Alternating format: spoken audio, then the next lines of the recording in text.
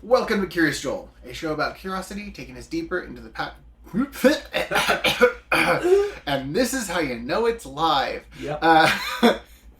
Welcome to Curious Joel, a show about curiosity taking us deeper into the topics of people's passion and interesting conversation. I am your host, Joel Circo, who apparently can't get through a thing he's done almost 50 times in a row. And now that you reference it, you have to keep in the stutter at the beginning, and that's just how it goes. Oh, yep.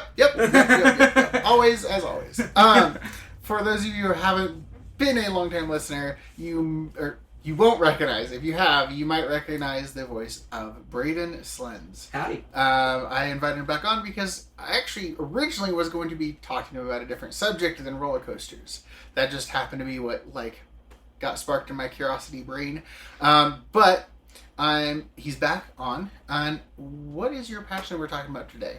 Yeah, sure. I would say sort of broadly speaking, my passion in just life would probably have to be, if I had to sum it up into one word, would be just storytelling. Okay. Just telling stories, I guess. And I just feel like stories in general are a pretty powerful thing that humans have sort of developed. Not just humans, but I think history in general is sort of a story that God has written, and then humans can sort of extrapolate from it. Sure. The point is, in general, I think stories are a pretty amazing thing that we have at our fingertips, and just telling stories is a pretty cool thing that I like doing. Gotcha. I was thinking of okay, did we suddenly start telling stories that I'm just not aware of? Yeah. Gotcha. No, so you didn't hear the cow regale its epic tale of its journey across? No, I did miss that one. Okay, it was insane. The cow came over to camp and he was like, "Yo, I walked from Fresno. It was super cool." Fresno. All right. Yeah. Whew. This is off to a great start. Oh yeah, excellent start. So how did this start? What first caught your interest with storytelling and stuff like that? Yeah. I think the first sort of thing that caught my attention was, I don't know, I always liked watching movies. I really liked Star Wars when I saw it for the first time. I thought that was pretty cool. But I didn't think I realized I really liked sort of making movie stuff until about in first grade. I always like to do things bigger than I should for some reason. That's just sort of part of my personality. So in first grade, there was I had a project that I had to do. We had a project that we had to do. It was you had to do a little thing on some sort of endangered animal or something, and there were a bunch of different options. You could do a little collage or a little thing, and it had to have all the information. And one of the options was make a short video, and I was like, okay, so I did. It had to have all this information, so I'm like, okay, so I'll just put all the information about the snake at the beginning. I'll just say it to the camera, and then I'll just do a whole narrative short film about me hunting a snake in the Amazon. And I did. I mean, I didn't. My dad helped me a lot. It's a trip. It's on a hard drive. Sadly, I think the hard drive might be corrupted. I need to figure out. Oh no! I need to figure out how to get it off if possible. But it's really funny. It has some really. There's college. I lived at a college at the time, so there's a bunch of college students just sort of helping out in random ways. There's one part where I needed Native Americans or something to just chase me, so a bunch of college students are running around, woo, raising their sticks up in the air, and then they tie me to a tree, and it's really funny. Surprisingly, that's the first time that I've been tied to a tree by a bunch of college students, but it wasn't the last. Anyway. I was just yeah, that's right. Yeah. Yep. So really quick, yeah. You can't just drop that. No, it's true. In my podcast, you don't get to drop the nuggets like that and then just and not elaborate. Sure. So, one was for your first grade school project. Yeah. The next time. Yeah. It was on camp. Margie and a bunch of other of the staff who were college age just wanted to tie me to a tree. And they tied me to a tree and shot arrow tag arrows at me, and then they sent a video of it to my dad. Just for everyone listening to this information, arrow tag arrows are soft tip. Yeah, soft tip marshmallow arrows. Spongy at the end. Yeah. They don't have any. It's not sharp anywhere. To be fair, I was fully involved in the decision making in this process. I was like, yeah, tie me to a tree though. That sounds fun. And yeah. So. This isn't my first tie into a tree. Yeah, no, this is my first rodeo here, folks. I've done this before. Anyway, so I made that, And it was something else. I still quote it sometimes because it's just so funny to me nowadays. And that's just me remembering it. I need to find it and be able to watch it. If I can't get it off that hard drive, I think it's on that original computer. We took it off, but I need to find that computer. I need to find it. Sure. That's the point. If you ever do, yes. I would like to post that. Yeah, absolutely. No worries. Somewhere. Yeah, it's about like 10 minutes long. It's so funny. I love it. I love it so much. I can't wait to watch this myself. Yes. I need to find it. It's insane. But I did that and I really liked it. And I'm like, maybe I want to be a director. And I'm sort of the type of person where I get something in my head and it just sort of stays with me. So I just started saying I wanted to be a director for a very long time after that. That's just sort of what I said I wanted to do. Before that, I was like, I want to be a missionary. And so I just, for like the first many, many years of my life, I'm like, I want to be a missionary. And I just sort of said that. And that's sort of what director became. And I think it really wasn't until I watched Lord of the Rings, which is funny that it was your last episode. But Lord of the Rings were the first movies that I saw that I'm like, oh my gosh, whatever this is, I want to be making that. That's awesome, right? And so I watched it, and that just sort of blew my mind, right? I'm like, this is so cool. I think I had to have been, I think it was after I got here that I watched it for the first time. Maybe not. I don't quite remember. I remember watching it with my dad, and just, again, my mind exploded. That's sort of how I actually got introduced to the whole world of Lord of the Rings, was through the movies, not through the books. So sure.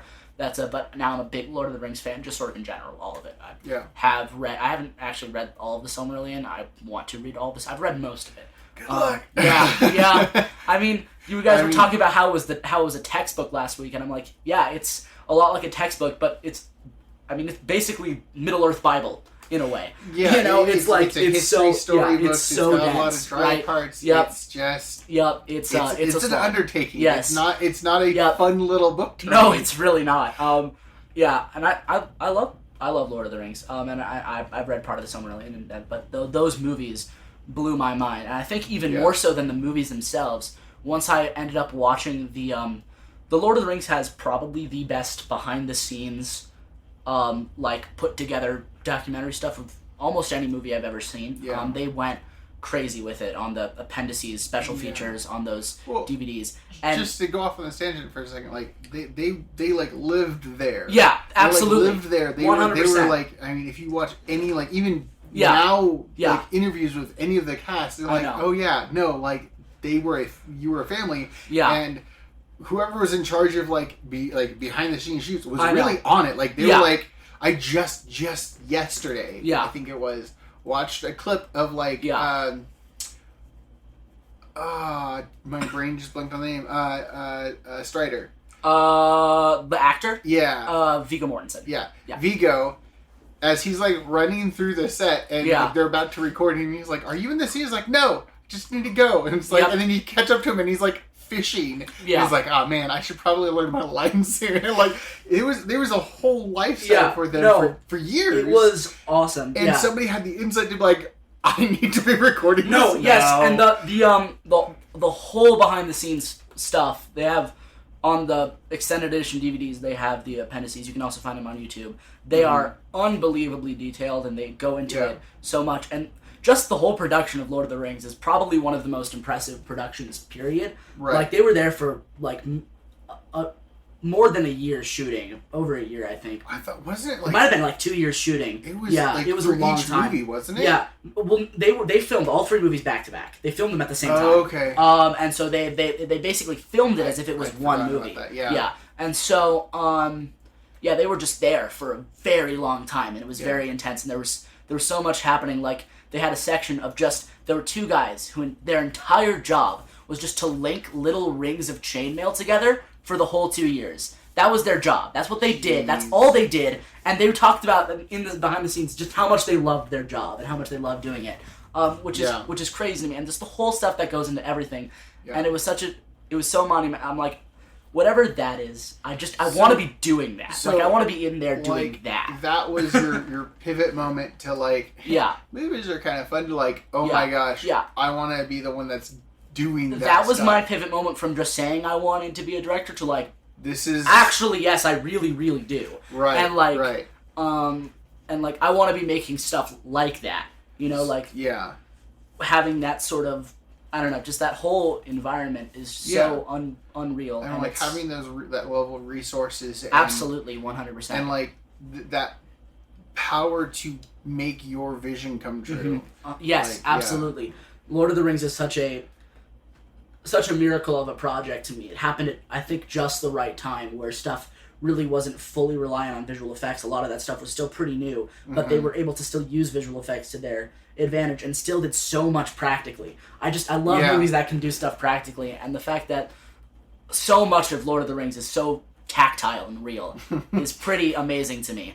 Like, well, I mean, just like one of my favorite like behind the scenes thing that I ever heard was like listening to the stunt doubles for Gimli. Sure. And they're like, everyone else had these like whole mapped out fights, and right. like Gimli's just like, all right, who's first? Yep. I'm gonna hit you. Yep. Yeah. All right, who's next? I'm gonna hit you next, and then you, and like it's like, it's just like I'm like, but it's just there with when you're using a battle axe. Yeah, like, absolutely.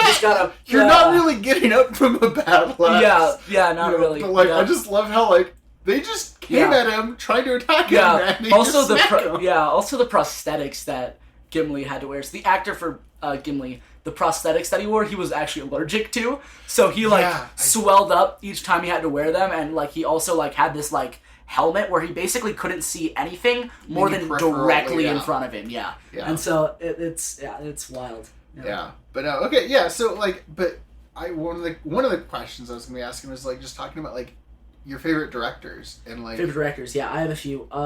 Peter Jackson probably is one of them just for Lord of the Rings alone. Sure. I haven't seen much of his other stuff. I've seen that King Kong movie, but you know, I mean, and I've seen the Hobbit movies. But you know, Lord of the Rings is fantastic, and I think he did a great job on this. Right.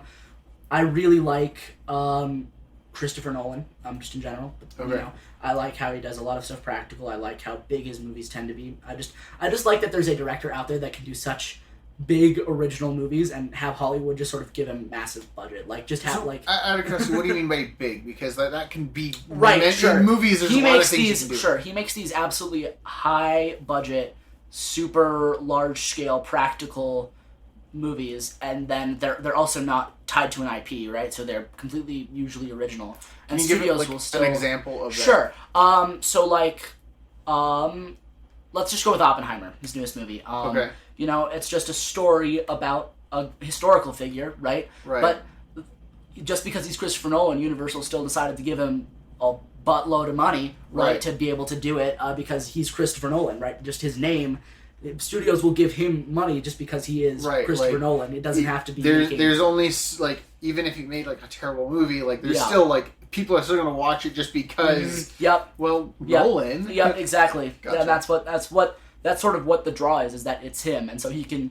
There's a director out there who's making original movies that aren't IP based that is still getting a lot of money from Hollywood. It's not a sequel. It's not a remake. Right. It's not exactly a prequel. Right, and it's not tied to like a comic, but like a pre-existing franchise or something like that. It's original ideas. Yeah, original ideas, and I just anywhere that original ideas are still being made in Hollywood makes me happy. Me too. Happy to see.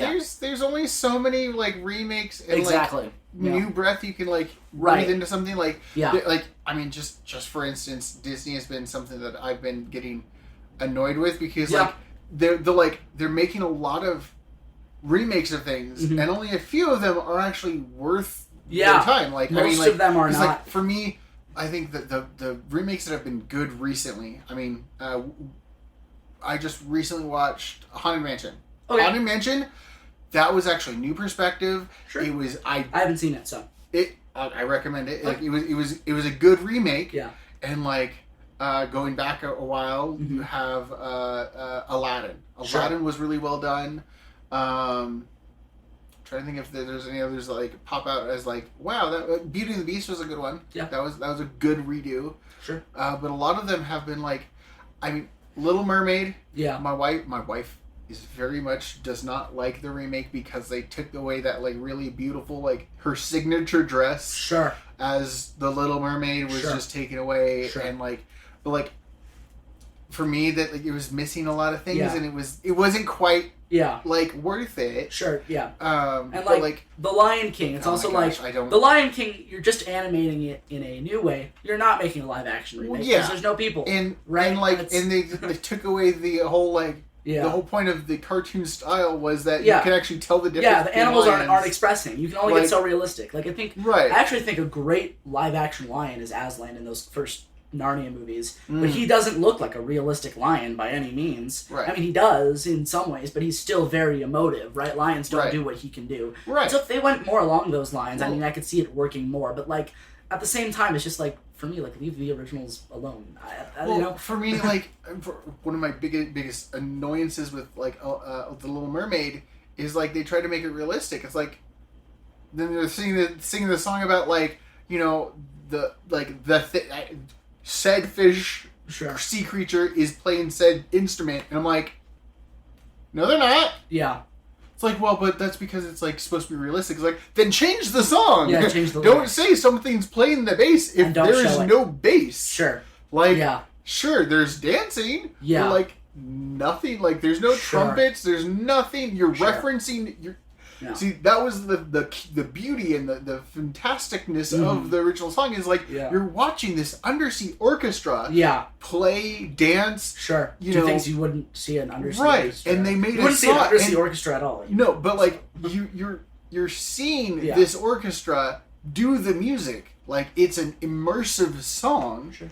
And then you're like, oh well, but we're gonna make it realistic. It's like then cut out the song because the whole song is about like how cool it is under the sea because this is what's going on under the sea. It's like none of that's going on under the sea right now. Like you made it too realistic for your own good. Yeah, you know, and like there's a fine line there. I mean, honestly, the reason that they're probably animated in the first place is because they are so fantastical that it's hard to capture that with live action, and and a lot of it just seems unnecessary to me. I get it, you know, they're gonna make money, right? Well, so why not do it? Yeah, people but for instance, like Aladdin, I think did really well because like they animated because they didn't have the ability to do all the things that the genie could do. Right. Primarily, I think it's the genie, and then like secondarily, I think the carpet. But like they could have probably figured that out. But like the genie is basically this just like unlimited power that just kind of does stuff, and like now we have the ability to make the genie go from a standing person to an elephant to this to that to the thing seamlessly. Sure. Yeah. And, like, you know, that was good. Yeah. Like, I feel like there's a lot of people out there that I'm like, oh, a new movie? No. Yeah. This is the 5th remake. It's like, 5th? I thought it was the 2nd. It's like, well, you forgot about the first 3 original movies that everyone forgot about. Yeah. So I really like Nolan because he makes those original movies. Snow White. They've made so many Snow White adaptations. Oh, yeah. Well, on that, so Disney's doing the Snow White remake. Yeah, that's getting a lot of flack. And then there's this other company. Didn't they cancel that one because of? Oh gosh. But there's another company making a new Snow White now. Yeah. A more conservative. Disney doesn't own. Snow right. Yeah, they're just making their own Snow White, basically just to troll Disney. That's something else that like people like forget is like a lot of what Disney does is like they take actual stories that exist. Like I mean, Mulan. I think that the Chinese version there's a Chinese company. Like made a thing, and I'm like, I want to find that one and watch it. I don't want to watch the new one. I still haven't watched the new one because like, took away the magic. The Chinese, they made it with magic, right? Well, they took away the magic kind of, but they also like gave Mulan superpowers. Yeah. Anyway. But it's like I'd rather watch the one from the culture that made it.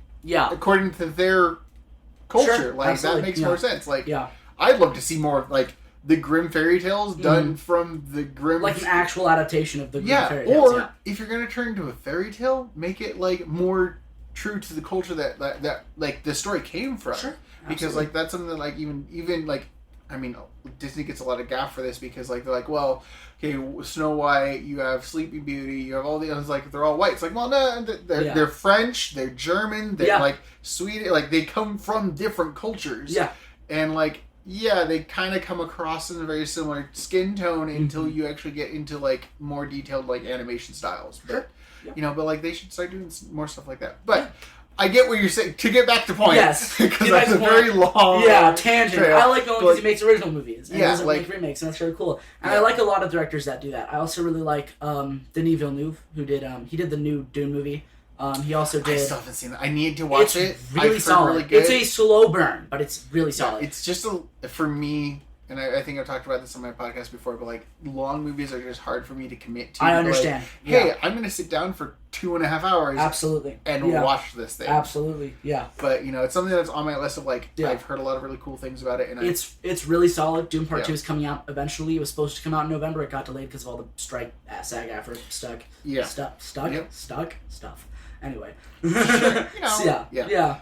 Okay. Yeah. Any other like directors that like really pop out to you that I really like I do this is honestly a lot of people would call this a pretentious pick, but I just like the way a lot of Wes Anderson's movies look. Wes Anderson? Yeah, so he has a very distinct style of sort of deadpan delivery in the way his character's dialogue is. Sure.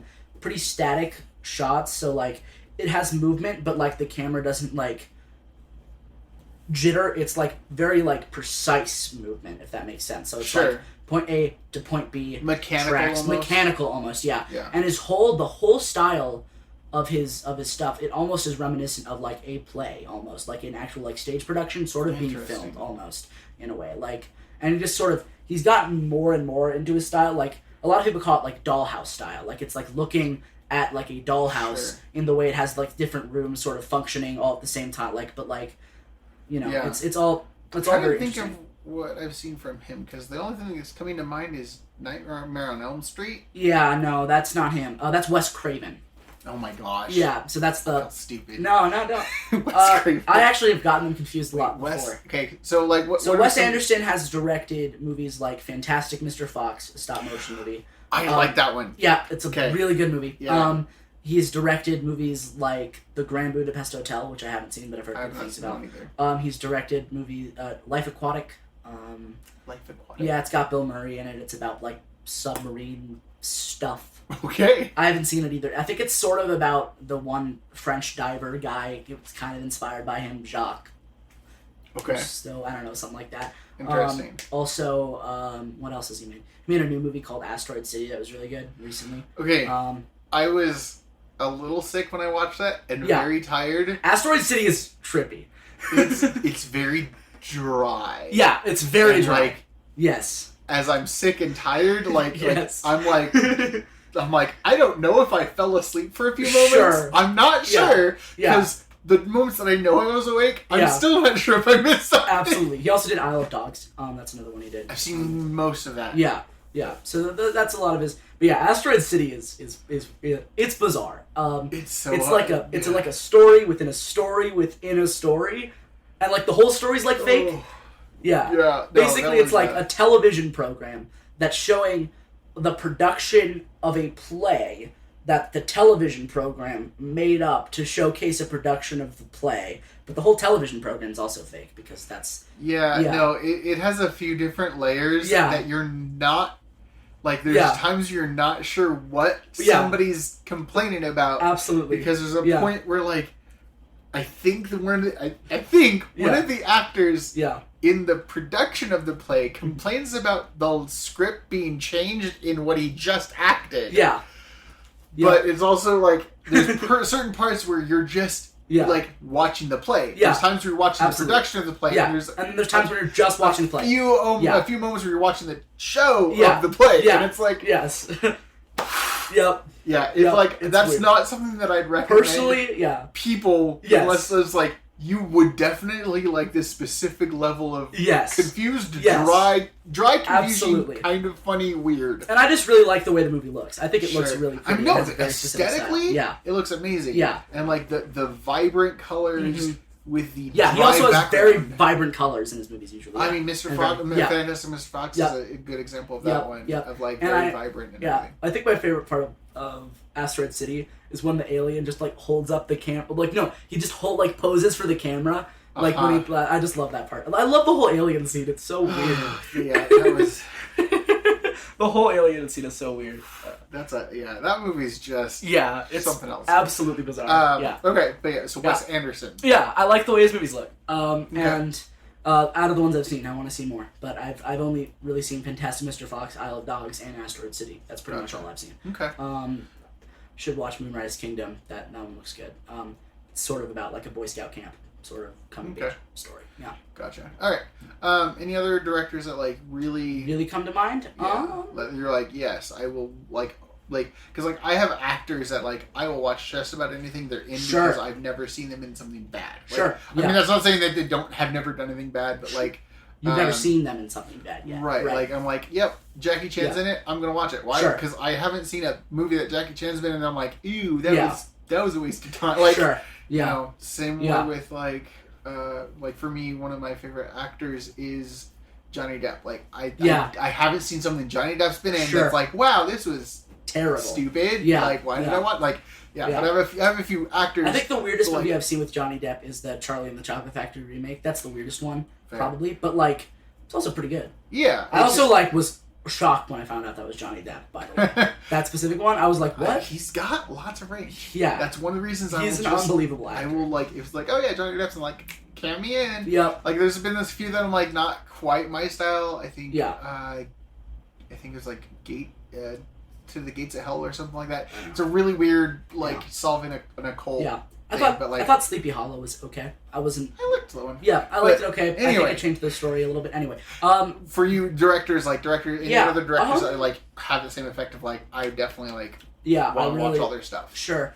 I think Spielberg is absolutely a powerhouse, right? Yeah. Yeah. Just the fact that someone... I can't think of anyone that I know that can confidently say, I haven't seen anything from Spielberg. Yeah, or I don't like any Spielberg movies. Yeah, right. No. Spielberg is amazing. Because, like, he's done everything from... He did E.T. Yeah. Right? And everything... What is his most recent thing? His most recent thing, I think, is... The Fabelmans. It's like a biography about himself. Okay. Yeah. I haven't heard of that one. Like, sort of biography. But it's, like, not... Like, it's his name... It's not him in the movie, but it's, like... about him, right? Gotcha. Yeah. So he's directing a movie about himself without him being in the movie. Yeah, kind of. That's kind of funny. I think that's his most recent. Yeah, but I mean, just anybody who's able to pull off directing Jurassic Park and Schindler's List in the same year is crazy.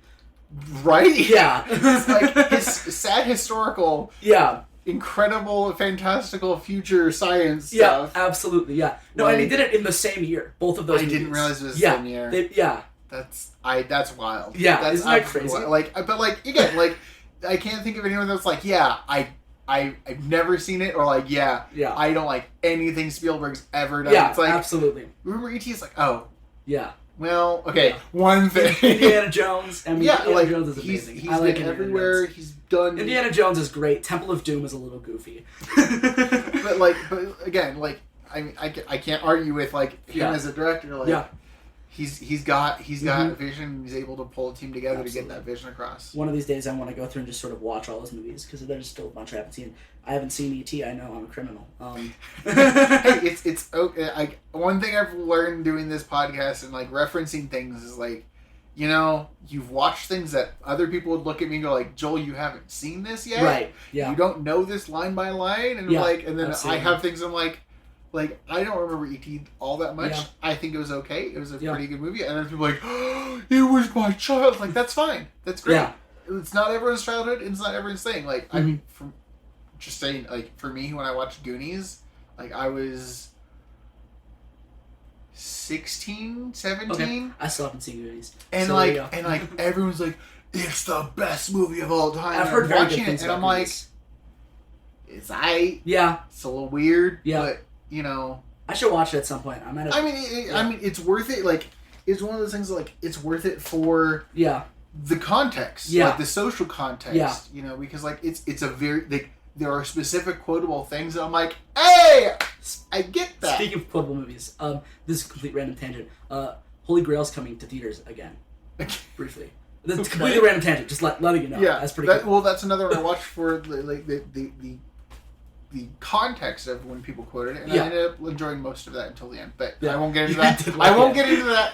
Fair. Like I realized like I'm not gonna call someone out on like I've never watched E.T. because like there's things like I haven't watched till later, and then I'm like it's okay. Yeah. Like it's I'll get to it. I'll get to it eventually. Yeah. Sure, and that's fine. Yeah. But yeah, that's probably about it for my top directors, honestly. Okay, and then as a I don't know fledgling director. I don't know how you want to. Aspiring? Aspiring. Aspiring is a great word for that. Yeah. Aspiring director. I mean, you've done some things, but like what directors do you pull inspiration from? Because I know I don't necessarily pull inspiration from all of my favorite anythings. Sometimes my inspiration comes from people that are more like me, but I might not like what they do as much. Sure. No, it just, I think, depends on what I'm going for. I think I pull from those specific people that I listed, actually. I do pull from them a lot. But just differences in different places. And I'm also trying to not just take inspiration. I'm also trying to cultivate my own sort of look at the end of the day. But I think I take inspiration from all of them that I sort of just went over, but just in different ways. Aspects. And yeah. Okay. Yeah, and it sort of depends on what I'm going for. I think that makes sense. Yeah, I think in general what I'm going for is a sort of distinct two types of looks in my work. What I'm calling a cold look and a warm look, sort of, in a way. Okay. Or another way to put it is sort of a cinematic look and a storybook look, if that makes sense. So basically, one, and then I can sort of apply these to whichever project I need to apply them to, but one looks more cold in general. It's more blue, I guess. It's more, and it's not 4:3. It's full cinematic screen. And then the other is 4:3, which is, if you don't know, it's more of like a boxy shape. It's warmer, so it's just in general looks more yellow. 4:3 is close to what they have for Instagram. I know Instagram's 1:1. Yeah. But it's close to that. Yeah. It's like a little taller, right? Or it's a little wider. Wider, yeah. Yeah, a little wider. Yeah. Than a square. Yeah. And I think on most phones, if you can select which one of these you have. I think most of the new ones you can. Yeah. Because I know I've been able to switch between 1:1, 4:3. Yeah. So there's other ones that I can't remember. And and then just sort of warmer colors, a tighter look, so a more cozy feel. While the other one is sort of a more cold and distant feel. Yeah, you have the cold, distant, cinematic, and then you have the what to me sounds like a not daytime TV, but the touchy feely camera shots for Touched by an Angel would be good at old callback, but those warmer feeling closer closer shots. And I really like the term storybook feel for that. It's like I am taking pictures out of a storybook and putting bringing them to life. Yeah, in that sort of style. It's really cool to look at that. Yeah, and so if I ever get the chance, one of the IPs I really, really want to be able to work with is, I think it'd be really cool to just do all the Narnia movies. All the books, adapt them into Narnia movies. And in that case, I would go for that warm, cozy, 4:3 sort of look. In that case, I also want to do a Sleepy Hollow adaptation. And even though that's sort of a darker story, it sort of takes place in the fall, so it would, and it's a folk tale almost. It's a story. Yeah, it so is. Put that in that sort of warmer look, but have that almost as deceiving you, right? In this instance. Okay. You know what I mean? Yeah. And then I also want to do, this is an idea that I'm really proud of, and the movie would be called American Folktale, and the plot is that there's a guy that sort of goes into a cabin and he starts telling stories, and so it's a anthology. It's got 5 little short films in the big film, and it's telling Johnny Appleseed, John Henry, Pecos Bill, what's the Paul Bunyan, Davy Crockett. Those are the 5. Gotcha. And then it goes through each of their TM. Sorry, am I saying? Huh? No, just so no one steals your ID. You're trademark. Yeah, I get you now. Okay. Yeah, don't steal it. I will be mad. That's from one of my favorite podcasts. Yeah. My brother. Everyone's they come with randomly end up giving sequel ideas for movies. Sure. TM. Sure. Wait, no, don't steal it. Don't steal it. Yeah, don't steal it. Yeah. No, that's just one and then I would do that look for that one too. Yeah. And then I have other ones that would definitely fit more in that sort of cold, sort of more cinematic, just distant, sort of more bleak. They're just more bleak in general. Yeah. So I have a trilogy that I want to do called the Black Death trilogy that just sort of is like a fantasy version of medieval Europe, sort of Black Death. The Black Death is not just a regular plague. It's caused by like a witch's curse because people tried to kill all the witches, and it's just a story that takes place in that time period. Yeah, absolutely. Trademark that. And that would go more into that bleak. So yeah, I'm going for sort of distinct two visual styles that I use for what fits that specific two mixed. I mean that's.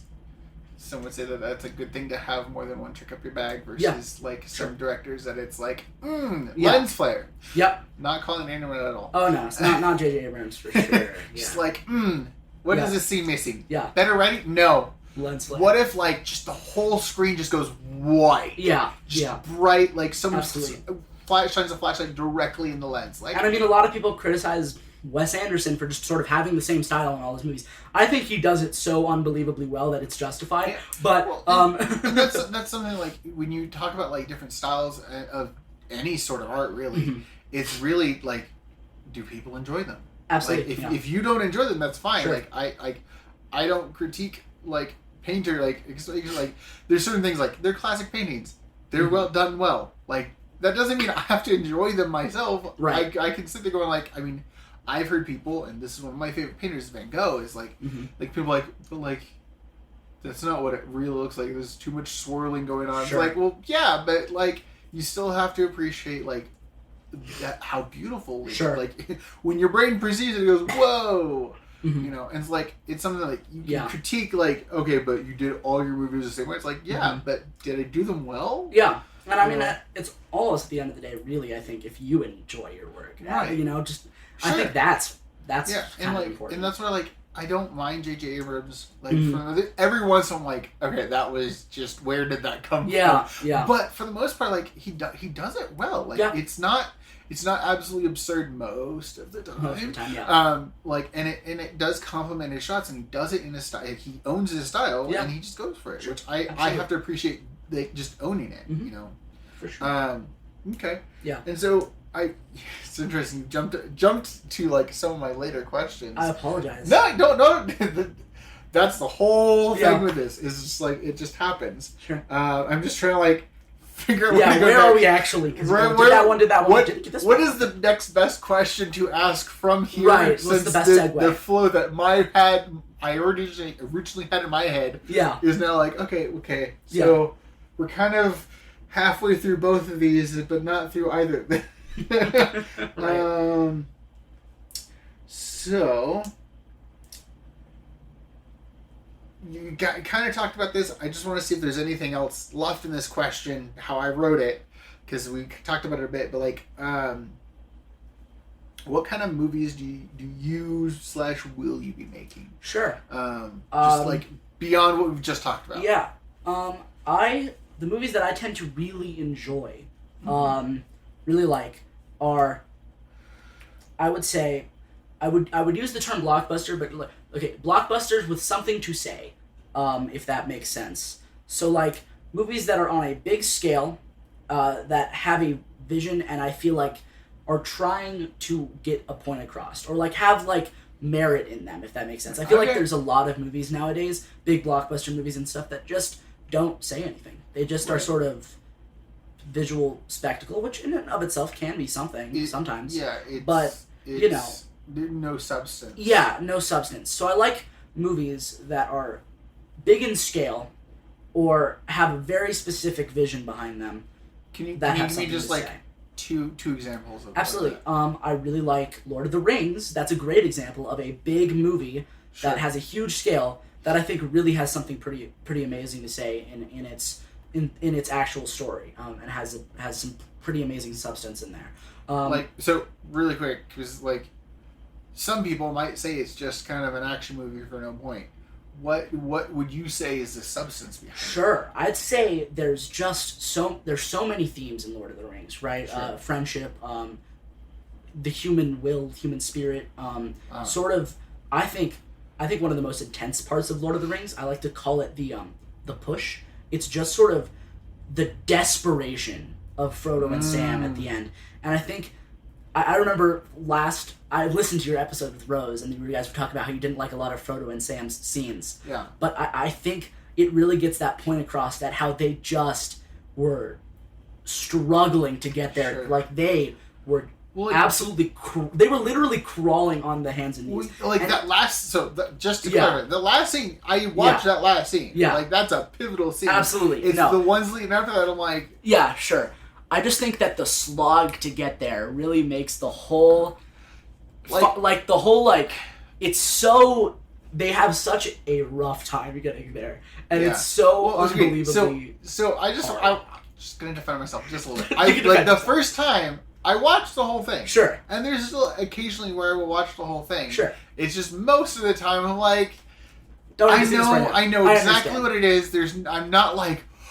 I just realized absolutely he didn't have his left shit. Like there's nothing like I'm gleaning from it. Where like the other scenes, like everyone's like, oh my gosh, I didn't realize like he was full on dead set on making this like all these things like and it's not absolutely. I totally understand skipping those scenes if you want to and you don't like them. That's fine. By the way, I don't know if you caught it, but I did reference I did catch it. Yes, my opinion last time. I absolutely caught that, and it made me smile and chuckle a little bit. Because I was like, yeah. You have a very specific opinion on like the extended, the one thing the extended edition. It's not even it's not even just the one thing. I think that's a big point that I use, but in general, I think the theatrical versions tend to be better paced movies as a whole theatrically, right? And then I think this is coming from a mega fan of the extended editions who watches the extended editions and loves the extended editions. I think the extended editions are absolutely wonderful for Lord of the Rings fans. I think if you're going to introduce someone to Lord of the Rings, you show them the theatrical version. 100%. Because... No, I would never like, hey, here's 17,000 hours of movie. Absolutely. You're going to love it. Yeah, absolutely, yeah. And I think just the way that they're structured, there's a reason they cut all that stuff out of the extended editions and didn't have it in the theatrical cut. All that stuff wasn't filmed to add in. That's stuff that was just originally in the movie. But when they were watching the cut back and stuff like that, they cut out, right? Yeah. And so there's a reason they cut all that stuff out, in my opinion. Well, it also makes more sense, like, especially, like, you're reminding me about, like, because I think I did know it somewhere. I mean, I know a lot of stuff about Lord of the Rings. Yeah. But, like, that they shot it all together. Yeah. The fact that, like, okay, well, we have three movies that we need to make out of this. Mm-hmm. We've got years of footage. Yes, absolutely. Yep. They have so much. They just shot so much. They shot. And I think the extended editions are wonderful. I love the extended edition so much. Who wouldn't want who is a fan of Lord of the Rings more Lord of the Rings, right? Yeah, I mean that's fair. Yeah. Well, okay, then you have the people that are talking about, like, 'cause I talked about this, Rings of Power, which are... I don't think that's more Lord of the Rings. Ooh. Well, okay, but I think it's a completely different thing. Well, okay, technically speaking, so is The Hobbit. And I'm not the biggest fan of The Hobbit, personally. And I'm just saying, like, more Lord of the Rings, that's the whole Lord of the Rings. Sure, yeah. Unless you want to get into, like, make a whole, like, 10-season show about, like, every chapter in the book. Like, right, yeah. Going down to, like, I mean, like, obviously, one of my favorite characters... Tom Bombadil. Tom Bombadil didn't make it because, like, it's a whole... That's a whole segment that doesn't help at the end. Right, and it really doesn't... I mean... And this is someone who absolutely loves the character of Tom Bombadil. I think he's so funny, and I love him. But, like, really, what does he do? Nothing.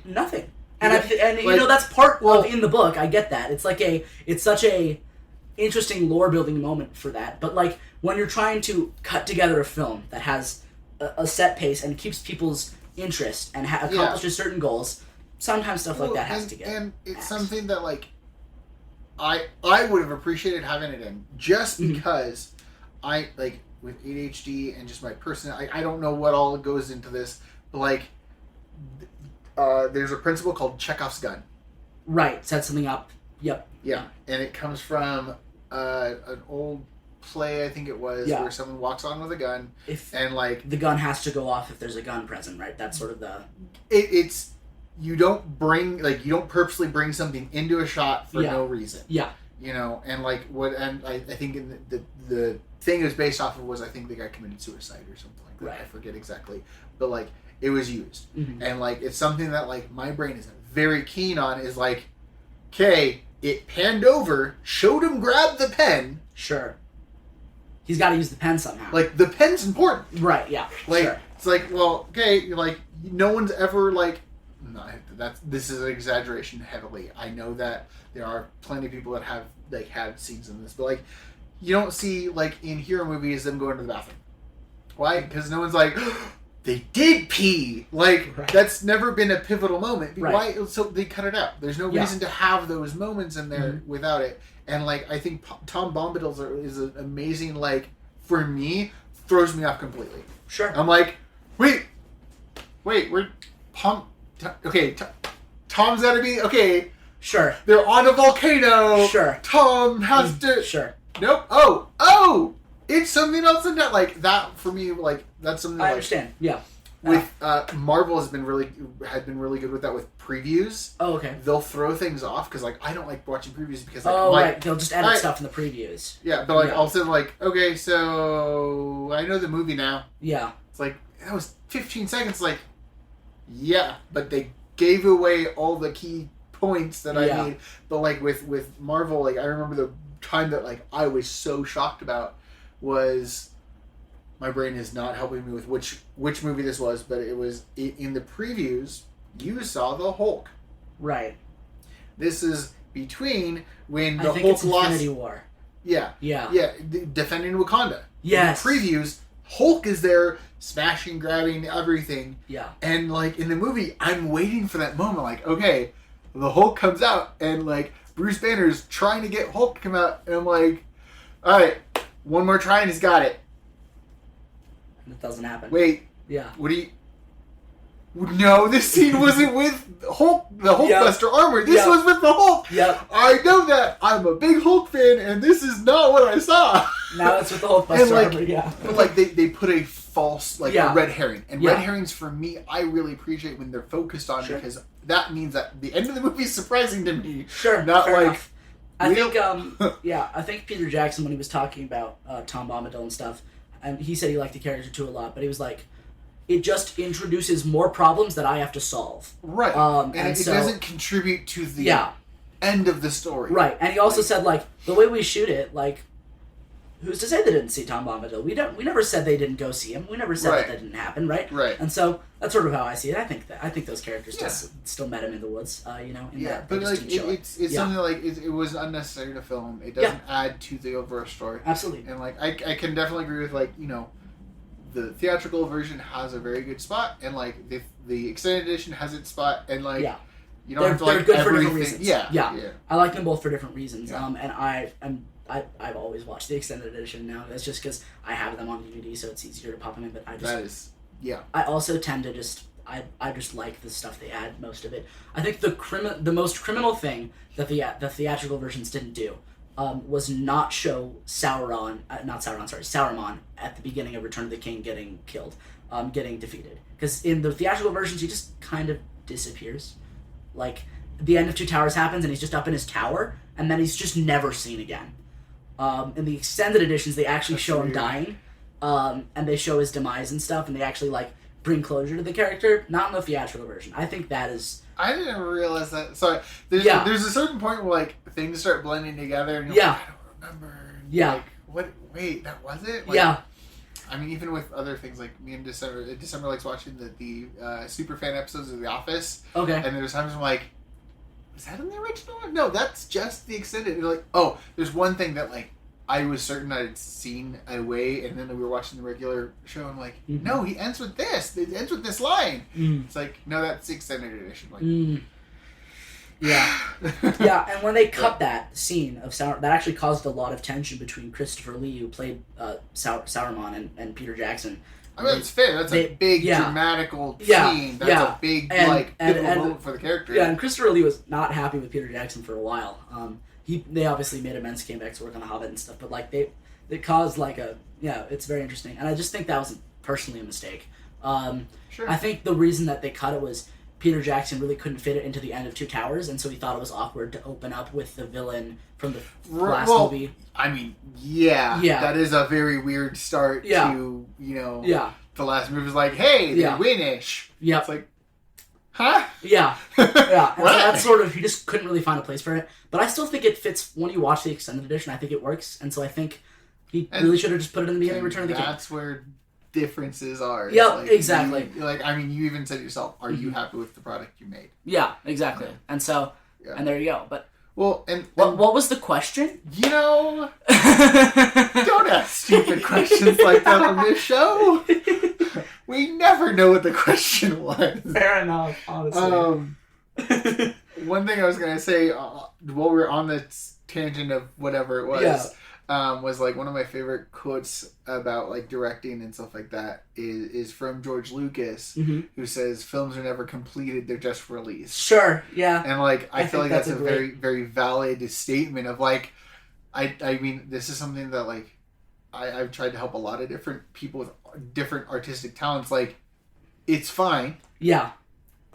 No one else is going to notice or care. Absolutely. Like, and that's that like it's something that like it's a harsh reality to like, but they will. They'll appreciate the fact that it was 4 centimeters to the left. It's like, no. Yeah. No, they're not. Yeah. I can tell you that that's a you like, thing. Yeah. And that's something that even like, I mean, even when I'm helping you with different scenes and stuff like that, there's times I'm like, Brayden, I know that this is not exactly what you wanted. Yeah. But it's good enough for the moment, because otherwise you're going to be working on this for the next 40 billion years trying to get it perfect. Just yesterday, I'm working on a sort of short film thing right now. It might even be done by the time this comes out. I don't know. It probably won't, but it might be. I don't know.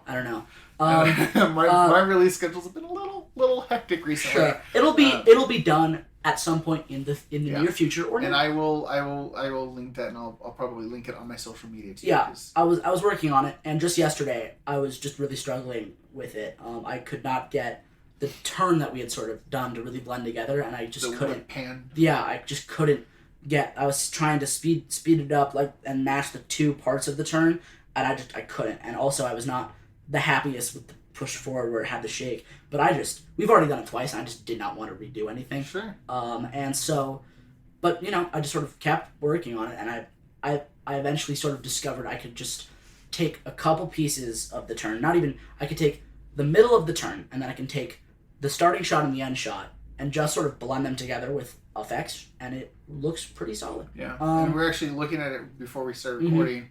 And just like, me and December are going like, it looks fine. Yeah. Like, I have my different artistic opinion about like how fast it should move. And I probably will try to slow it down. Are but a little on the other side of that, which they think the speed that you have is fine. But but again, that's where differences of opinion are. Like, you're never gonna make everybody happy. Someone's like, well, you should have been a fade. Yeah. It's like actually it should have been a smash cut. It's like, okay, but each director has their own vision. Yeah. And trying to move to that spot and like get that shot that is satisfactory enough to release. And then you sit there go like, and like that's where you have extended editions, director's cuts, extended editions. Yeah. The Zack Snyder, like I said, Zack Snyder Justice League was a whole different movie than what was actually released in theaters. Like, but it's just something that like you have to sit there and go like, that's good enough for now. I'm gonna put it out because people are waiting on me. Yeah. Like, you have deadlines to meet, and then you go back and like, let's fix this. Let's fix this. Let's fix this. Like, and it's like, oh, okay, cool. We're doing a whole thing. Yeah, a whole new thing. Yeah. What was I about to say? Crap. If I knew that, I wouldn't need you on the interview. It's true. That's true. And then Brayden responds with, yeah.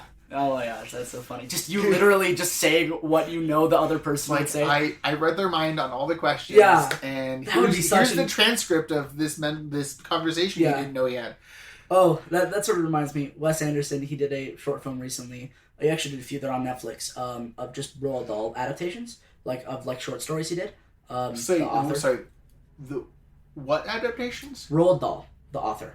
Books. Okay. Yeah. I heard a Roald Dahl. Oh, no. And I'm like... Yeah. Roald Dahl, the British author. Okay. Yeah. I don't But know I really thought it was... I thought it was really cool how he did it. The characters just read from the book. They said... they were talking as the book, basically.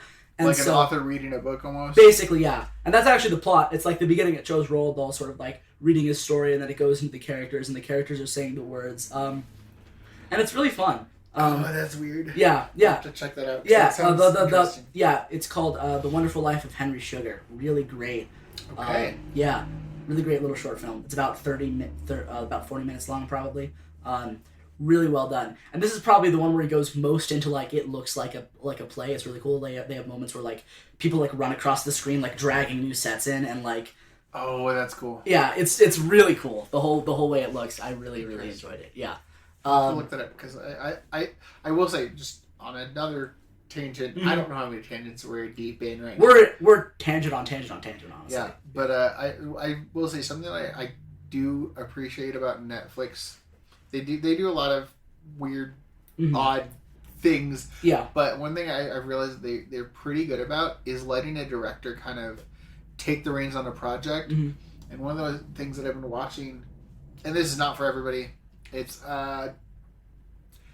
names are just not my thing today. That's okay. Del Toro. Guillermo del Toro. Is it the Pinocchio? Yeah. Huh? Is it Pinocchio? No, not Pinocchio, but that director, yes. Okay. But it's The Cabinet of Curiosities. Huh. Okay. It's kind of like, I really like Del Toro. I should look at this. Yeah, it's kind of in that like horror genre. Sure. It's on the eerie side, which I think I've talked about on the show before. That's the side of horror I appreciate more too. It's the eerie side. That's actually why my brother lent me Alfred Hitchcock, his like collector's edition. Oh, that's so cool. Nice. Yeah. But like, cause like I was talking to him about, that's what I don't think I've talked about on the show, but like I like eerie. Yeah. Horror bores me. Yeah. Horror's so predictable for me. Like I watched Sure. Insidious 2 or something like that. Sure. And like I almost fell asleep during it because I'm just like, yeah. And jump scare in 3, 2, 1. I don't like horror movies all that much for sort of similar reasons. I also think a lot of like the gore and stuff is almost kind of a little much sometimes, just for my personal taste. Well, but what I really like are like the mazes at Not Scary Farm for some reason. And those are basically just walk-through horror movies. So I don't know where the disconnect is. Well, but so I think the difference, because like those like they're little, so the mazes in Not Scary Farm are predictable to me for different reasons. That's my understanding of human psychology and the art of scaring is something that I'm familiar with. So I'm like, that's a deep dark shadow behind just a little bit of obscure, so that you're not seeing a space that someone could hide, but you can't hide there. Yeah, and so, I just find the art design part of those mazes so impressive. And that's the fact that they're only up for a few months and like they're so much detail. Beautifully detailed. Yeah. It's pretty amazing. Yeah. But like, so like the suspense, the eerie, that like, and that's the dropping sensation of like, I don't know what this, nothing. This was nothing. Yeah. The music was misleading. Like all that is like, and that's where like, I watch a lot of those types of like anthology stuff because like, there's I feel like directors find it very hard to do anthologies, like full-length anthologies very well. Yeah. Where it's like has that eerie sense. Like most eerie stuff comes from like shows, Dimension 404. Yeah. Narrated by Mark Hamill. Amazing. Okay. I wish there was more seasons of that. I also started watching Two Sentence Horror. I think that's on Netflix. I think. But it's just like the Reddit of Two Sentence Horror. But it's easier to do in an anthology series that has that eerie feeling that keeps you on edge and like unsure than an actual movie. But like I can't say his first name. Del Toro. Guillermo del Toro. Del Toro. Like he intros each segment and it's about a different story and like and it uses a prop in everything called it that. That's where you got the name, the Cabinet of Curiosities. Oh, okay, that's cool. There's something, so it's something in the cabinet, and it's involved. Yeah, so a Cabinet of Curiosities, just to give you a little bit of background, is something like I'm vaguely familiar before this, but it's basically like a cabinet with many. It's almost think like a really ornate, elaborate like advent calendar. Okay. Except for instead of like leading up to Christmas or something, each little pocket has a different story that you could tell. Okay, gotcha. Yeah. So it's a physical prop to remind you of a story to tell. But he then goes into a full movie production, like movie style production of each story. That's really cool. And they're all on the creepy, eerie, side of That's really neat. I should look at this. That's I awesome. I think it might be up your alley. I don't know. Like, a few of them are a little gory, but I don't mind, like, it's like just the excessive gore is like, yeah.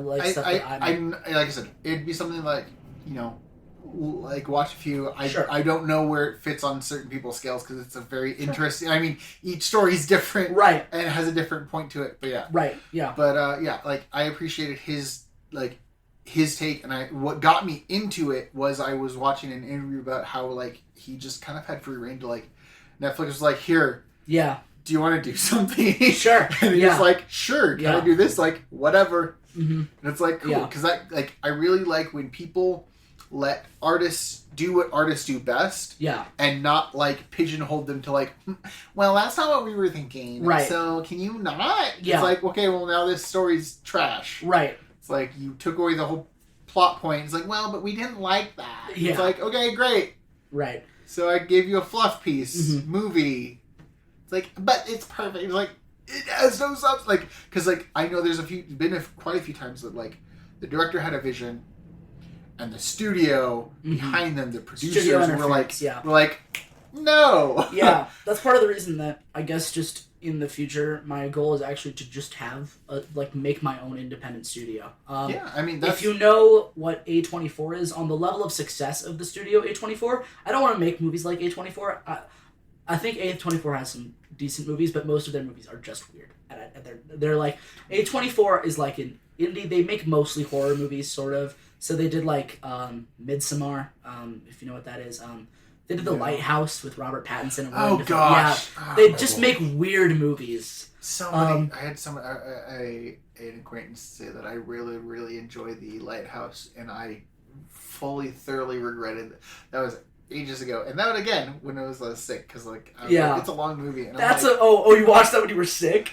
Oh, like I heard that movie is. Everything I've heard about that movie, it is bizarre. It is bizarre. It's weird. It's for like. I mean, I've heard that Robert Pattinson and William Dafoe had a fun time filming and doing all that, but it was just for me and what I like was not worth the time that it took to watch that movie. Yeah, but it's a bizarre movie and everything I've heard about it. Just two guys in a lighthouse that kind of go crazy, go insane. Yeah. Yep. That's what it is. Yeah. That's all it is. Yep. And like, if that's your style, great. Yeah. Do it up. But so they did that. They do movies like that mostly. But they did Everything Everywhere All at Once, which a lot of people love. That's I still need to watch that. I've heard really good things about that too. Yeah, they did that, and so a lot of people really like that. But that's kind of like the level you want to be at, not the style. Not the style, but like the level of success. Yeah, and they're an independent studio, which I think is really cool. Yeah, and even if they're making movies that aren't my thing, I like that they're making original movies, and I like that people are going to watch them. And that's I think the nice thing, and I think just more of that would be nice. Just more options. I think just original options. Yeah, I just think just giving people more options to choose from in general is just a thing that we need nowadays. There's you have all these brands, but they're all owned by just a few corporations, right? And you have all these things, but they're just you only have two political. Like, there's just not. I feel like the more options there are, the better, just in general.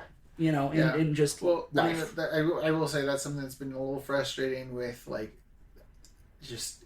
I try not to get too political and stuff like that, but this is more practical speaking is just Disney taking over everything. Yeah. Cause people, a lot of the thing that it's baffling me is somehow even with them being fairly blatant about a lot of it, people don't realize Disney owns Hulu.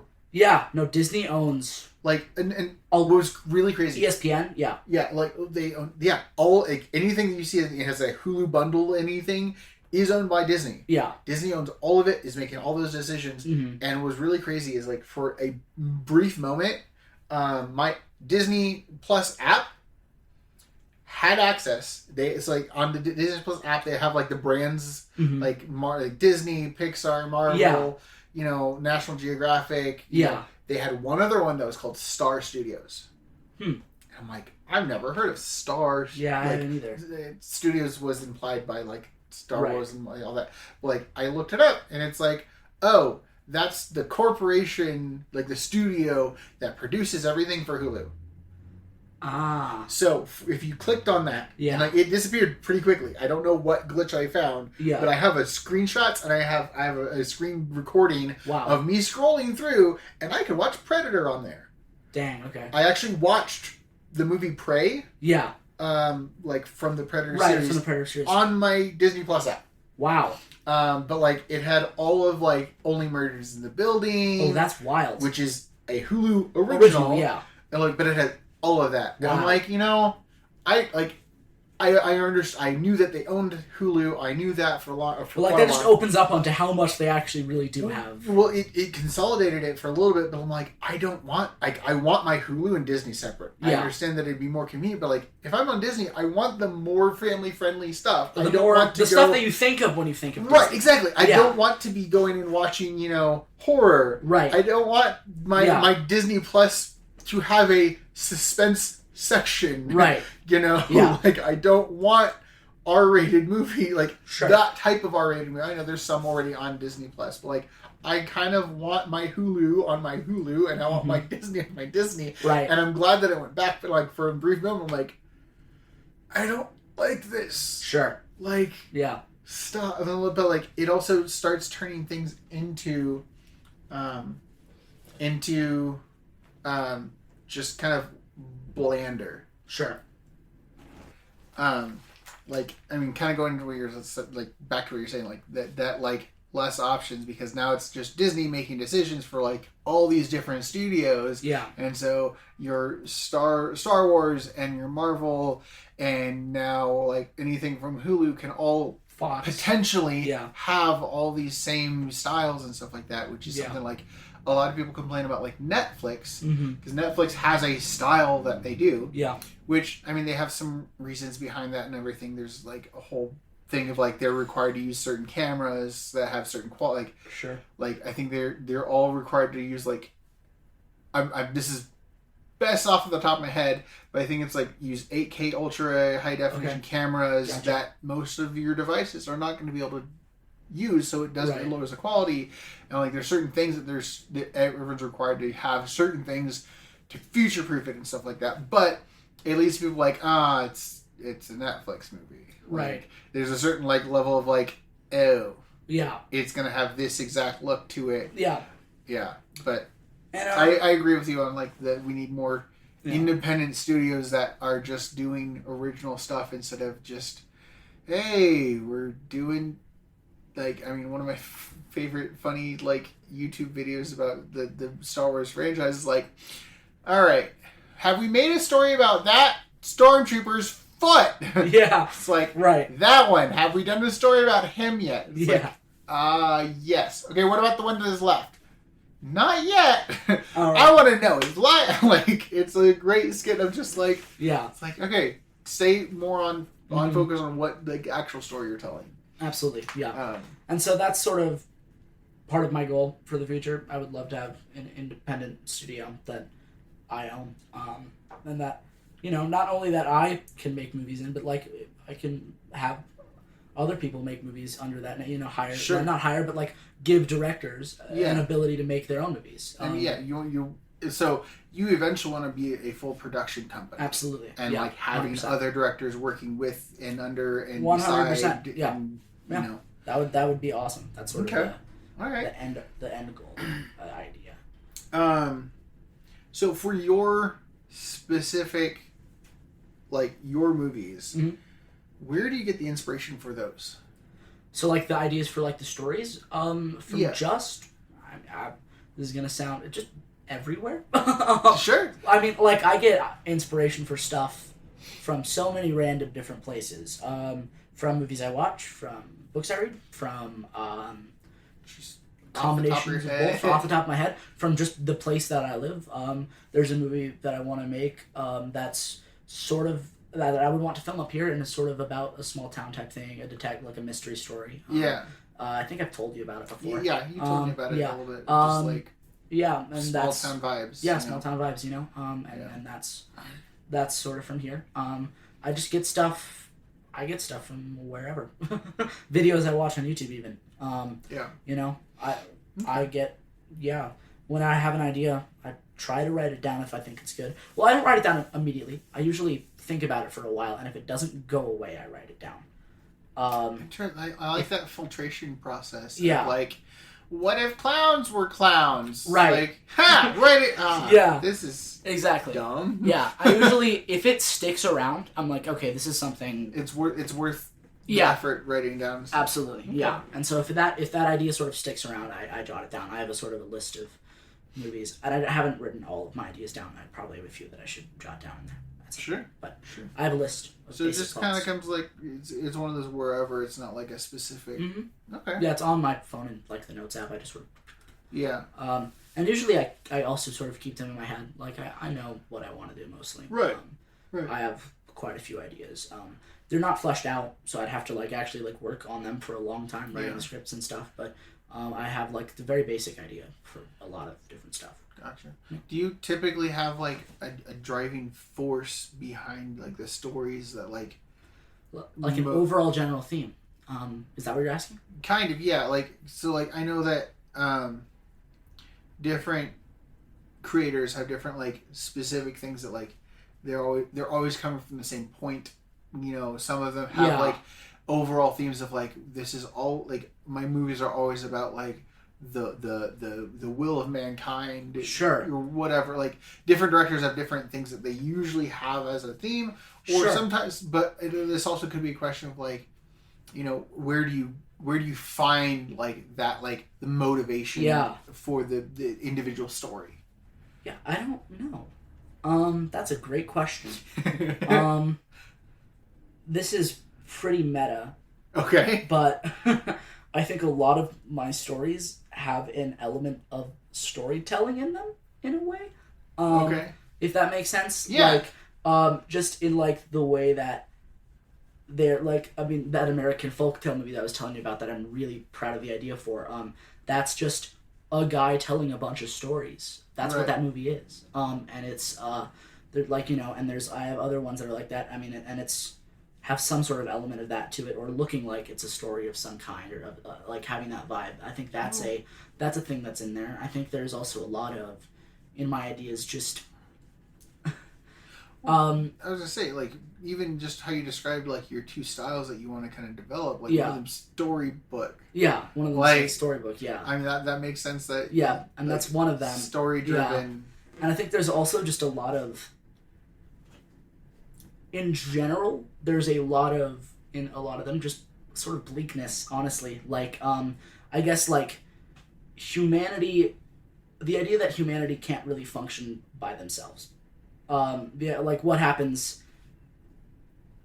Humans kind of suck, honestly. Like, let's be honest. We're all sort of broken, and the idea of, like, we need someone, right? And that's sort of, there's that sort of underlying tone of, like, humans can't really do it on their own. Well, I mean, even if with your like the example for the bleak storytelling of like Black Death, like something needs to be more powerful than the witch that caused the blight. Yeah, you know? Yeah, and like there's just a even in that there's just like there's like sections of different like political stuff going on in there, and like there is like a pope, and just like sort of just like just the corruption of the human nature, honestly, is in a lot of my ideas. Semi like Black Mirror-ish. Sure. Of like, you know, except for instead of technology, it's humans. Like, you know, it's all great and fun and everything until you know. And then just like,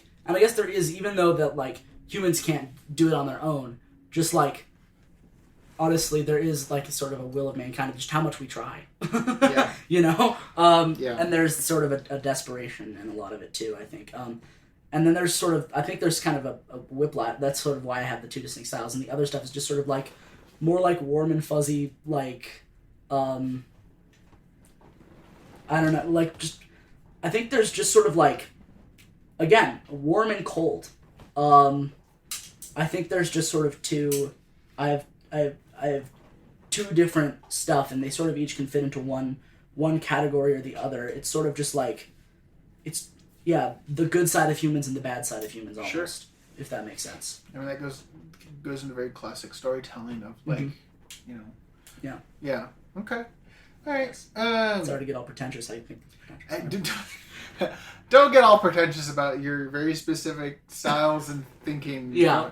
Don't answer the question I just asked. Sure. Give me a fluff answer. Right. I think that my characters experience development in the movies, and I think that they grow as people, and I think that the people become not as what they were. Wow, that is actually impressively oversimplified anything. Yeah. Yeah. Yep. All right. There's your too long didn't read. So, just really quickly, can you run us through like the process of like conception of idea to, hey, you should go watch this thing on YouTube or whatever, like the final product. Sure. Like start to end, like a brief, not like super detailed. Like, well, yeah. then I focused the camera. Right. Yeah. Then I panned ever so slightly to the right. All right. Let's get into the oversimplification now that I did the think under. Mr. Fluffy needs to sit down outside for a little. Yeah, set him aside. I don't think I can handle him very much longer. Yeah.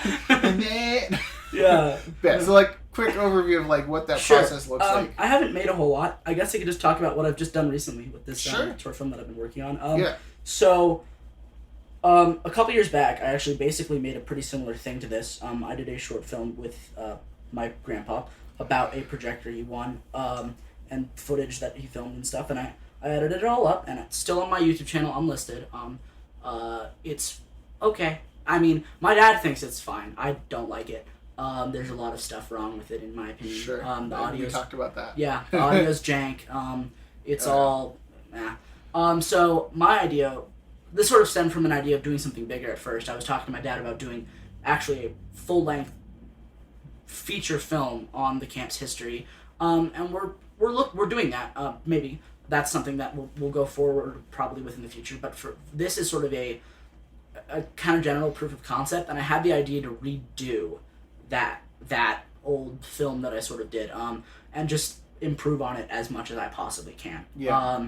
And do it in the style of what I wanted that full documentary to look like, so we can sort of get an idea of what it kind of might look like, and sort of do it in that look. And I think this one, if you're asking, this one fits into that warm fuzzy style, into that sort of storybook-esque looking style. The 4x3? 4x3, yeah. That 4x3, square, boxy, cozy. I think the 4x3 does a really good look of either making things claustrophobic or making them feel cozy, depending on how you use it. Yeah. And I'm going for more of a cozy vibe. And so, but I am... What was I saying? Oh, yes. I am... So I'm going to redo that, right? And that was my idea. And so, I have ideas. I say, okay, well, I'll open with some shots around the camp. I will do a quick little thing with Papa, just film him talking about how we got the projector. Then I'll do this little, turn around and push forward thing to the camera. That could look cool. That's my idea. And I think what I've learned the most throughout this process is that things are always more complicated than I think they're going to be. That little pan and push forward shot. Okay, let's spend hours working on a dolly. Oh, it doesn't work. Okay. Let's spend 8 hours setting up the set. Oh, it doesn't work. Well, we have to solve all these issues. And then, we do it. And then we go home. Oh, the footage isn't good. We have to go back and we have to do it again. All that stuff. And so I've learned, I think it's just, things are just going to be complicated and not easy. Sure. And just to expect for it to be harder than you expect. If that makes sense. And then, so yeah, that's sort of what I've learned. I set up a interview with Papa, and I kind of feel bad because I feel like he could have come a little bit later, and I didn't need to keep him for as long as I did. He sort of started as I was setting things up, just sitting there.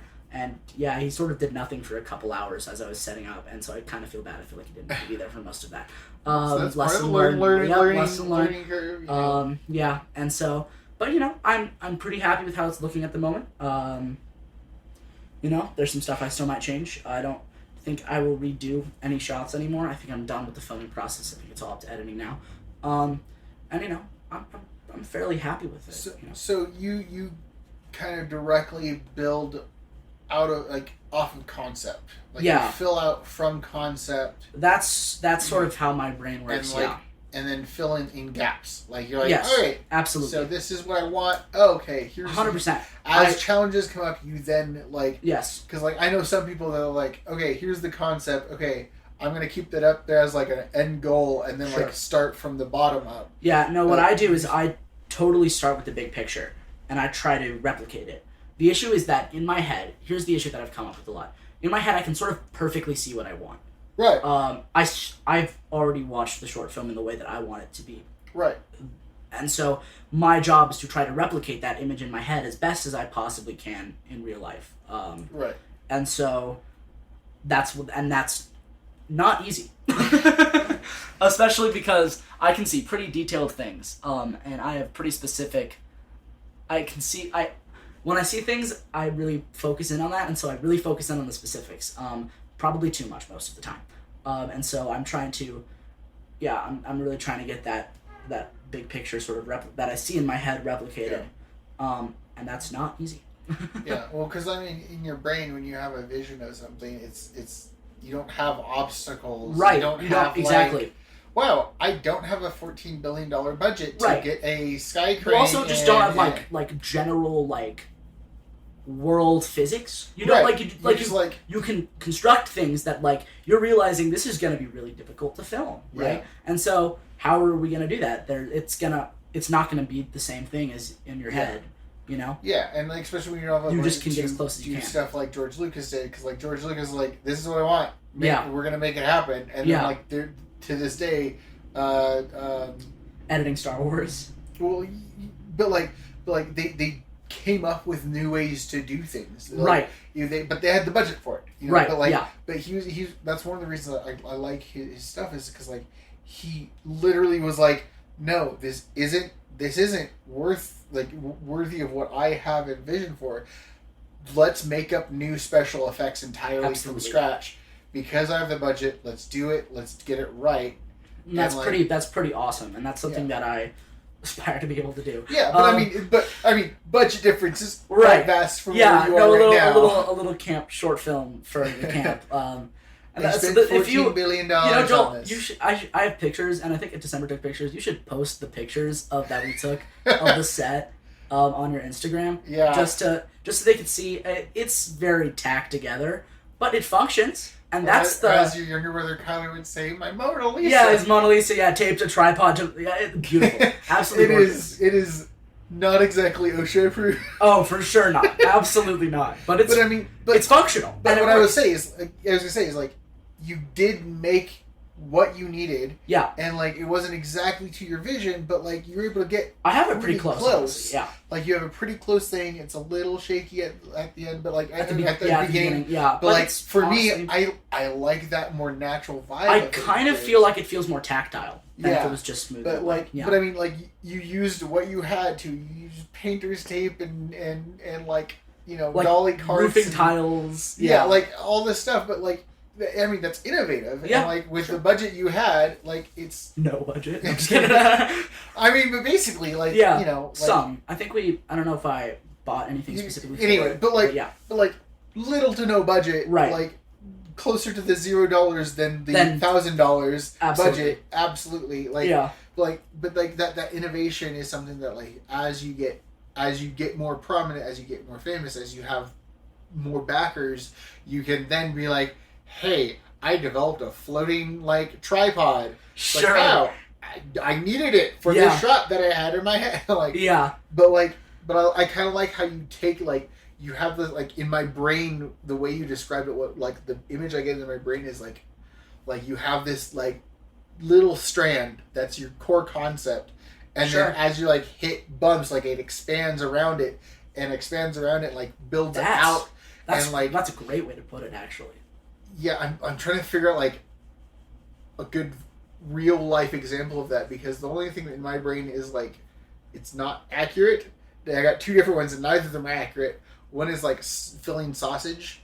Because sausage how it's made is it's just this skin that gets shoved in it and it fills up the space. But that's not quite it either. The other one's my brother does balloons, but like that still fills a specific space. Right, a specific like, set space. This is like it's almost like if you blew up a balloon and then started like twisting to like get it to make like get your full concept out. Sure. Like what starts out as like a line of like this is what I want. Yeah. It's like, okay, now I need to go out this way. Yeah, Okay, then come back this way. Okay, from the back. Okay, front. And all all around. All my ideas definitely start out big picture and not specific. Even though I see specific images, right, of different parts of the movie, but I don't have the whole plot set in motion yet, and that's the stuff that I have to figure out once I start. Yeah. I have like a basic plot synopsis, and I'm like, okay, how do I get from point A to point B? Right. I have to do this, blah, blah, blah. It feels like you have a very like practical way of going from concept to finished product through like actual navigation of obstacles. That's the goal. And it feels like from this conversation, it feels like you kind of almost like put yourself in a story that you have to like actually best these obstacles. Yeah. To make a story. 1 second. Sorry, I don't know how much that my computer caught. So listeners, if you just heard something that just cut off, my computer paused for a moment. And recording looked like it was stuck. I didn't touch anything, so we'll see. How long? Just a brief moment. Okay. It was just a brief moment, but if there's something missing, audience, I do apologize. All right. But I was like, did it run out of space? Because Yeah. I'm pretty sure I have like 16 hours of space. Right. But sorry, that like scared me pretty bad. I saw your face. I was like, was there a ghost in the computer? Did you see? No, to me, recording issues are worse than ghosts. Scarier because than that's ghosts? like, oh, we've been recording for this long. No. No, you actually haven't. No, Yeah. we've been talking in my living room for no reason for a while. Yeah, that is scary. No, I'm just kidding. Sorry. But like, you kind of like, it feels like you go through a story, a different story than what you're recording, but like you go through that story of like, here's what I want. Okay, here's the obstacles. How do I overcome those obstacles? Okay, now moving forward. Okay, what's the next obstacle?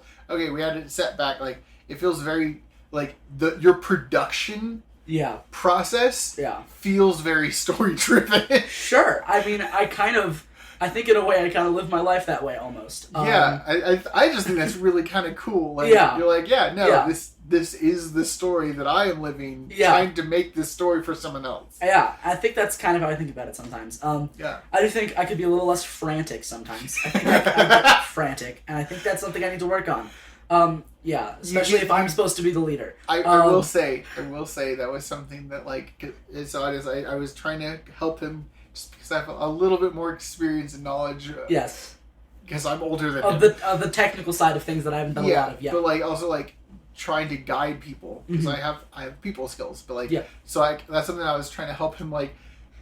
Just because you have a vision, doesn't mean that everyone else in the room knows exactly what you want. 100%. And also like kind of freaking out about not having that shot doesn't help anyone else. Yes. Help you at all. Yes. And like that's what it was like. I was like trying to coach him like sometimes you need to sit down for a second. Yeah. Take some breaths. Yeah. But but it all comes from that point of passion of like, I want this shot. I need this happening. Yeah. And like trying to get that like. And I do think there's absolutely a balance there. Like when you have a crew and stuff, you also need to be able to be a good leader for that crew. Right. And that's something I have to work on. Personally, I think so. So I think that'll come with time. But yeah, I mean that's sort of how I went about this most recent one. How I go about things. I'm excited to try to make that feature-length documentary. It's going to be a lot of work, but I have that vision. I have the broad. I'm working on writing it down. The hard part for me is trying to come up with a budget for it when I don't know really how to start calculating that right now. Honestly, sure, that can be a very hard thing to. That's probably the most daunting thing I have to come up with right now. But I have a lot of I have a lot of details. It's a lot of ideas.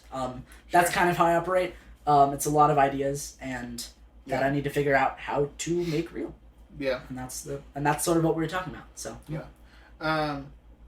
So I think more or less we've covered most of my questions haphazardly. as I've been talking a lot. It's a little haphazard from the notes that I had, but I'm like trying to read through and like, okay, did we miss anything like important? I don't think like there's a few things that we could go into a little bit more detail, but like it feels backtracking a lot. Sure. So I guess just before like I wrap up and like ask the last couple questions, is there anything that like you really want to talk about that I haven't asked? Let me think. Yeah, and take your time. Yeah. Yeah, and then I got like 2 more questions that I want to flush out a little bit more, sure. And then, yeah. Not really. Not as much. Okay. You know. Yeah. Yeah. Not me. Okay, cool. So the 2 ones that I kind of like, I guess 1 because we already talked about the other 1 too. Sorry. So. One of the questions that I always like to ask is just, like I refer to it as the magic snap. I like this question. Okay, so like, in a dream world where everything was exactly how you wanted it, like, what do you see yourself like in the future? Because we like touched on a little bit of like your own production studio. Absolutely. Like, So that's part of it. But like, that's what else? That's a big piece. I'd love like to have so. a Let's studio. fill that like magic snap. Like, what are you imagining? So, in general, like I said at the beginning, I said that storytelling is my passion, right? And that's sort of a big reason why I wanted to go into directing. And I think movies are are probably like my favorite medium of storytelling. Sure. But I also, so that's why I want to do it the most. But I also think I want to dabble in as many different mediums of storytelling as possible. Okay. I would love to, and part of the reason I've sort of picked up, I'm not good, but I'm trying to learn the mandolin. It's an instrument. I have one. I'm trying to learn it. I would love to be able to make like music of some kind. I think there are stories that are better fit to be told as music. Sure. And I think there are stories that are better fit to be told as video games. Sure. It'd be really cool to write a video game story at some point. Yeah. There are stories that I think are better fit to be told as books, honestly. Sure. I think I could at some point see myself maybe writing a book, maybe. I don't know. So but like just to sort of put my hands in as many different and do mediums. as mediums as possible, and to tell stories in as many different ways as I possibly can. I think that would be really cool. Sorry, my brain wanted to say really dumb joke. Seriously, and it's like, feel free. Have you thought about like using like pies with your like thumb painting, but it's from the analogy of thumbs and many pies. Gotcha. Yeah, gotcha. really I see what dumb. you're saying. Okay. Yeah, That might have confused me for a second. Pies? Yeah. Well, that's what I was like. Yeah. Nah, just don't try and pull it off as a serious joke. You're gonna try and tell. It's not gonna work. Yeah. But like. So you want to be able to tell stories in as many mediums as possible, which I can definitely appreciate, because there's some things I'm like, I don't see how you can do this in a movie, or like this would have been better as a video game, or a short film versus a full-length film. Absolutely. Or, and just sort of doing as many things as I can. You see a lot of like when like actors do different things, you see people come like, oh, they're completing side quests. Like, honestly, that's part of it. Yeah. But I mean, if your passion is storytelling, not so much directing. Yeah. Like directing is the first medium for you. Yeah, directing is my favorite. Right. So that's the one that I'm going into the most. Right. But that like I think that idea of having the resources to, like, you have a story, and then like kind of like scroll through mediums to be like, this is the best way to do that. Yeah, what fits this specific one instead best. of like, well, I have an idea and I make movies. Absolutely. So I got to make it a movie. Right. Like, so, but I could if it doesn't work as a movie, maybe it works better as a concept album of some kind, or like something like that. You know, like I'm not good at music yet. But like maybe someday I will be good enough that I could do something. But like I mean, that, I think if you have that like perspective of I'm a storyteller, then no matter what medium you use, you're still on brand. Absolutely, absolutely. And that's sort of like the personal brand I kind of want to cultivate. Of like sort of like a sort of the look of like a traveling storyteller, I guess. I don't know, just as like the personal brand. Yeah, I like that. Yeah. And you know what? That's how I'm gonna title this, is Storyteller Brayden. Storyteller Brayden. Okay, fair enough, honestly. But I mean, like, I really like that, and like having that studio is like a really cool, like, absolutely magic snap. Like, that's a really cool. Having a studio that has access to maybe a some sort of music production thing in there as well, like just all sorts of different stuff that I have access to, and that other people that I can also give other people the same access that I have, right? And so I would love to have a studio that sort of brings in young directors or stuff like that have specific visions and gives them a place to. Unintended. Gives them shots. That's really funny. Actually. Gives you a shot on a movie. Yeah. Wait, one shot. Yeah. Yeah, you just get one shot. Yeah, I'm giving you one shot. Make it count. You have a single. Nope. You start recording. You have a frame. Yep, that's it. Make it count. Okay. Yeah, prove yourself with it. No, but I would love to be able to, have a place like that where people can, tell their own original stories and stuff. Yeah, absolutely. I like that a lot. Yeah. With that being said, thank you so much for coming on today and talking 100%. about this. I'm always baffled when I'm like, I kind of have an idea of what they want, and I'm like, I wasn't even close. Like, sure. I was so far below that. Like, the iceberg was so hidden. Like, and that's really cool. The whole storytelling thing, not just surface level acting. Yeah, because all I really know about is the directing, but that's really cool, and so I really appreciate you talking about that. 100%. So where can people find your work? Yeah, I don't have much on there right now. I have a couple, just little sort of short compilation videos on a channel called BJK Studios. I can send it to you. I've just done a couple little short things on there. That's just sort of what I call my work under that name. Sure. And then I'll probably post that projector short film on that channel. Cool. And then, I also just have a channel that I just do for fun, all about roller coasters. Roller coasters is just a hobby I have. I really like them. I think they're pretty cool. And so you make movies about them.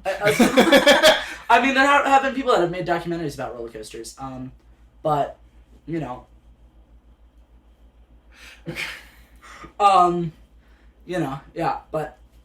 make movies about them. But I just like that channel is. That channel is the Coaster Gnome.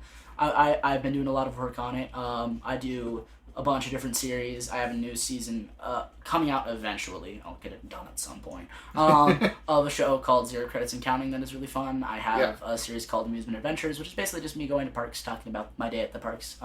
I play Planet Coaster, so I have a series of me building a Planet Coaster, and I also have another series that I'm doing with a bunch of other people.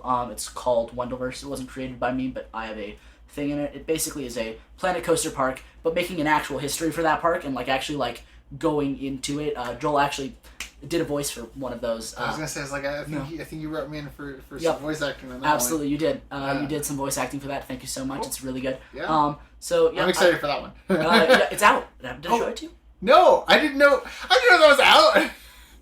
Well, I gotta. I'll send it to you, Joel. I'm sorry. I thought I sent it to you. No, you're fine.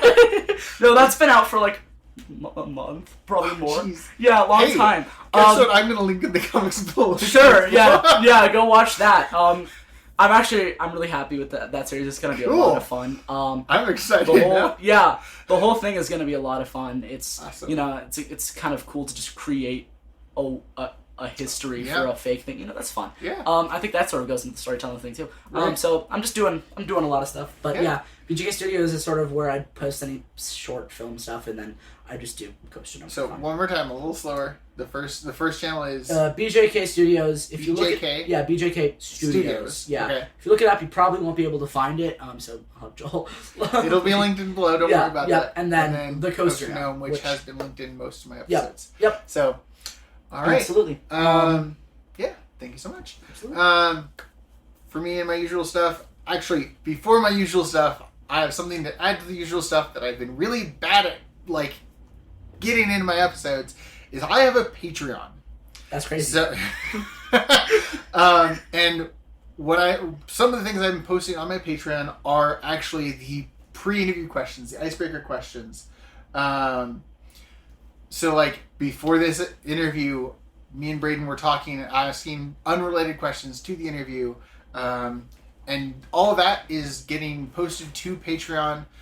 You get access to the episodes before they're released to the public, and that's also where you can send in questions to me that you want asked in the interviews more often. That's where you can do all that fun stuff, interacting with me.